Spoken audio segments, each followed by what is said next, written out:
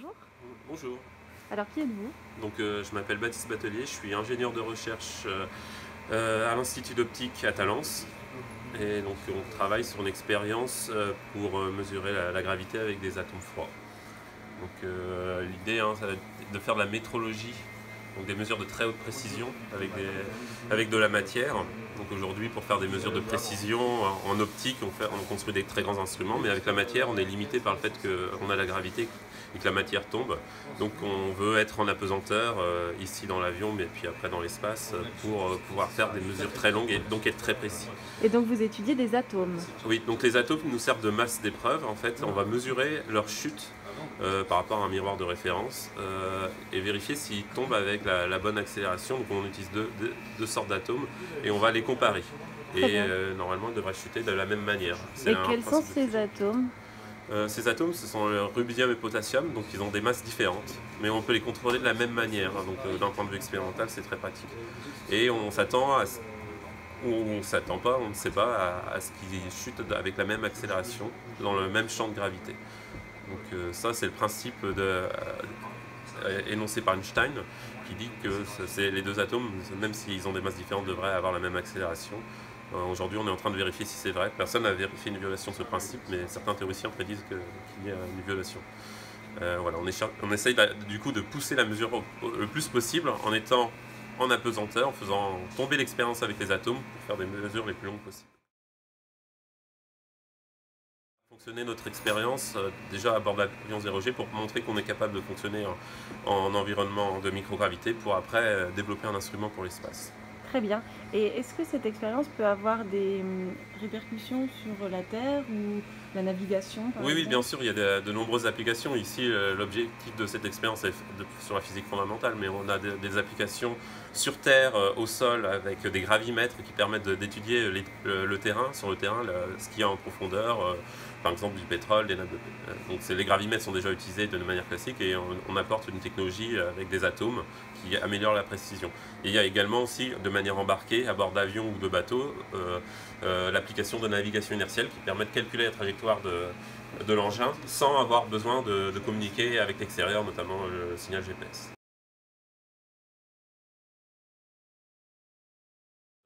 L'expérience a déjà été créée il y a 10 ans et on continue à développer la technologie. En fait, on fait vraiment une démonstration de technologie, de montrer qu'on est capable d'utiliser les atomes pour mesurer la gravité. Et il faut qu'on franchisse plusieurs étapes avant d'arriver au résultat final à plus ou moins long terme.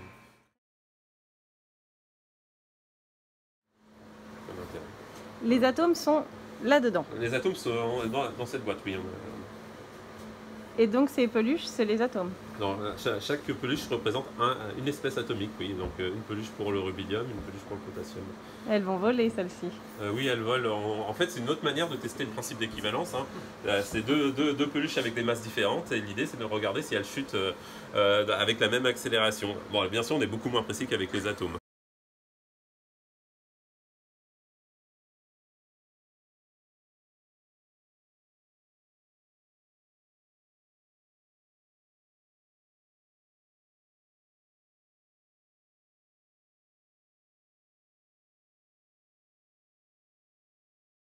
Une expérience d'atome froid, comment ça marche? Ça marche avec des lasers et un gaz d'atome que l'on veut refroidir. Donc le refroidissement est lié à la notion évidemment de température, et température est liée à la notion d'agitation thermique des particules. Et donc en fait, refroidir un gaz revient à le ralentir, à diminuer la dispersion de vitesse des particules. Et donc ça, on fait ça grâce aux lasers qui peuvent exercer une force très forte sur les atomes si on choisit bien leur longueur d'onde, autrement dit leur couleur. Un laser, on peut voir ça comme une assemblée de photons, ce sont des particules de lumière qui avancent tous à la même cadence. Voilà, ils marchent ensemble et tous dans la même direction. Et donc ça permet d'exercer des forces très fortes sur les atomes qui, lorsqu'ils absorbent ces photons, vont reculer sous l'impact de l'impulsion du photon, au même titre qu'une boule de billard recule lorsqu'on la tape avec une autre boule. Et avec des processus multiples d'absorption et de réémission de ces photons, les atomes vont pouvoir être ralentis. L'intérêt quand même de refroidir tous ces atomes, c'est que grâce au fait qu'ils sont très peu agités ensuite, on va être capable de faire des expériences sur eux pendant des temps plus longs, parce qu'ils vont être quasiment immobiles à l'échelle du temps pour un humain. Et de ce point de vue-là, c'est très pratique parce que quand nous on étudie la gravité, on a envie de laisser tomber les atomes pendant très longtemps.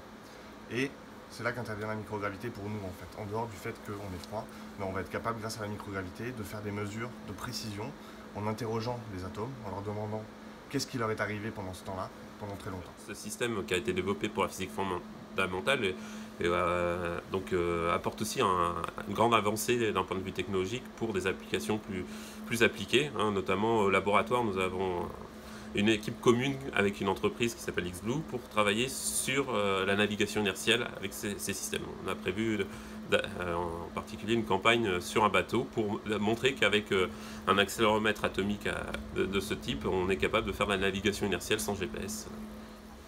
Et vous, Gabriel, vous travaillez désormais avec ce genre de matériaux? Donc oui, moi effectivement, je suis devenu ingénieur après mon parcours académique dans une entreprise qui conçoit et développe des gravimètres basés sur cette technologie qui ont beaucoup d'applications et dont il y a une certaine demande pour tout ce qui va concerner la cartographie, l'archéologie, la prospection pétrolière, minérale, et donc il y a un vrai marché derrière. Donc ce sont des technologies qui sont utiles et qui ont leurs propres avantages par rapport aux technologies habituelles.